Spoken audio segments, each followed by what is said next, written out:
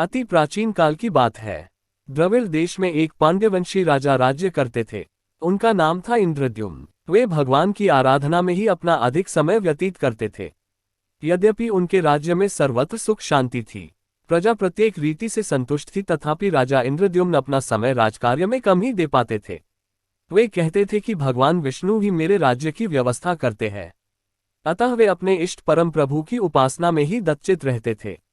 राजा इंद्रद्युम्न के मन में आराध्य आराधना की लालसा उत्तरोत्तर बढ़ती ही गई। इस कारण वे राज्य को त्याग कर मलय पर्वत पर रहने लगे। उनका वेश तपस्वियों जैसा था, सिर के बाल बढ़कर जटा के रूप में हो गए थे। वे निरंतर परमब्रह्म परमात्मा की आराधना में तल्लीन रहते। उनके मन और प्राण भी श्रीहरि के चरण कमलों में मधुकर बने रहते। इसके अतिरिक्त उन्हें जगत की कोई वस्तु नहीं सुहाती। उन्हें राज्य, कोष, प्रजा तथा पत्नी आदि किसी प्राणी या पदार्थ की स्मृति ही नहीं होती थी। एक बार की बात है, राजा इंद्रद्युम्न प्रतिदिन की भांति स्नानादि से निवृत्त होकर सर्वसमर्थ प्रभु की उपासना में तल्लीन थे। उन्हें बाह्य जगत का तनिक भी ध्यान नहीं था। संयोगवश उसी समय महर्षि अगस्त्य अपने समस्त शिष्यों के साथ वहां पहुंच गए, लेकिन न पाद, न अघ्र्य और न स्वागत। मौनव्रती राजा इंद्रद्युम्न परम प्रभु के ध्यान में निमग्न थे। इससे महर्षि अगस्त्य कुपित हो गए। उन्होंने इंद्रद्युम्न को शाप दे दिया, इस राजा ने गुरुजनों से शिक्षा नहीं ग्रहण की है और अभिमानवश परोपकार से निवृत्त होकर मनमानी कर रहा है। ब्राह्मणों का अपमान करने वाला ये राजा हाथी के समान जड़बुद्धि है, इसलिए इसे घोर अज्ञानमयी हाथी की योनि प्राप्त हो। महर्षि अगस्त्य भगवत भक्त इंद्रद्युम्न को ये शाप देकर चले गए। राजा इंद्रद्युम्न ने इसे श्री भगवान का मंगलमय विधान समझकर प्रभु के चरणों में सिर रख दिया।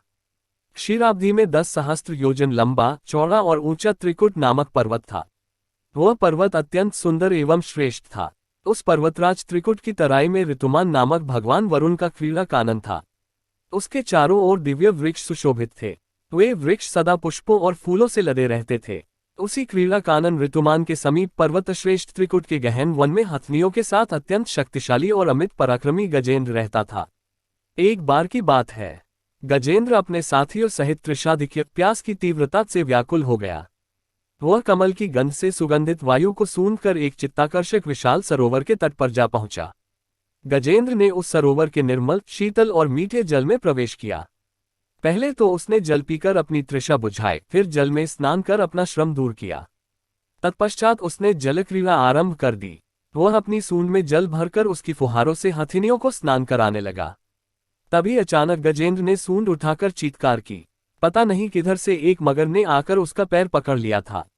गजेंद्र ने अपना पैर छुड़ाने के लिए पूरी शक्ति लगाई, परंतु उसका वश नहीं चला, पैर नहीं छूटा। अपने स्वामी गजेंद्र को ग्रहग्रस्त देखकर हथिनियां, कलब और अन्य गज अत्यंत व्याकुल हो गए। वे सूंड उठाकर चिंघाड़ने और गजेंद्र को बचाने के लिए सरोवर के भीतर बाहर दौड़ने लगे।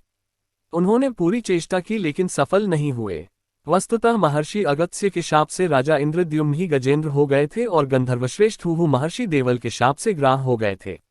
वे भी अत्यंत पराक्रमी थे। संघर्ष चलता रहा। गजेंद्र स्वयं को बाहर खींचता और ग्राह गजेंद्र को भीतर खींचता। सरोवर का निर्मल जल गंदला हो गया था। कमल दल क्षत विक्षत हो गए। जल जंतु व्याकुल हो उठे। गजेंद्र और ग्राह का संघर्ष 1 सहस्त्र वर्ष तक चलता रहा। दोनों जीवित रहे। ये दृश्य देखकर देवगण चकित हो गए। अंततः गजेंद्र का शरीर शिथिल हो गया। उसके शरीर में शक्ति और मन में उत्साह नहीं रहा, परंतु जलचर होने के कारण ग्राह की शक्ति में कोई कमी नहीं आई। उसकी शक्ति बढ़ गई। वह नवीन उत्साह से अधिक शक्ति लगाकर गजेंद्र को खींचने लगा। असमर्थ गजेंद्र के प्राण संकट में पड़ गए। उसकी शक्ति और पराक्रम का अहंकार चूर चूर हो गया। वह पूर्णतया निराश हो गया।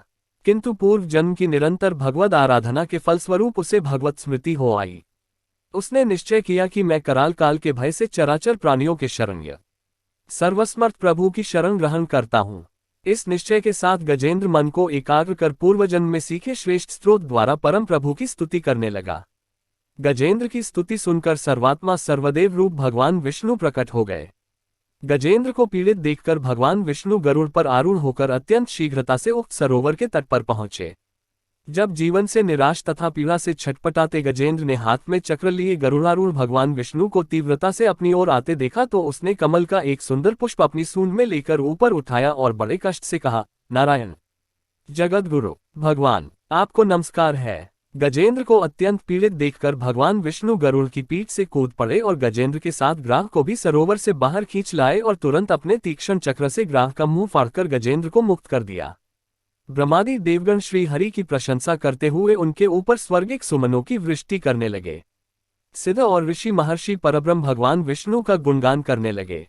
ग्राह दिव्य शरीरधारी हो गया। उसने विष्णु के चरणों में सिर रखकर प्रणाम किया और भगवान विष्णु के गुणों की प्रशंसा करने लगा।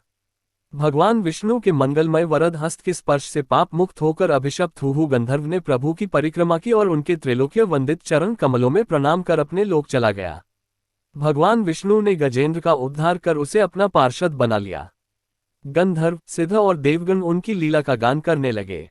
गजेंद्र की स्तुति से प्रसन्न होकर भगवान विष्णु ने सबके समक्ष कहा, प्यारे गजेंद्र, जो लोग ब्रह्म मुहूर्त में उठकर तुम्हारी की हुई स्तुति से मेरा स्तवन करेंगे, उन्हें मैं मृत्यु के समय निर्मल बुद्धि का दान करूंगा।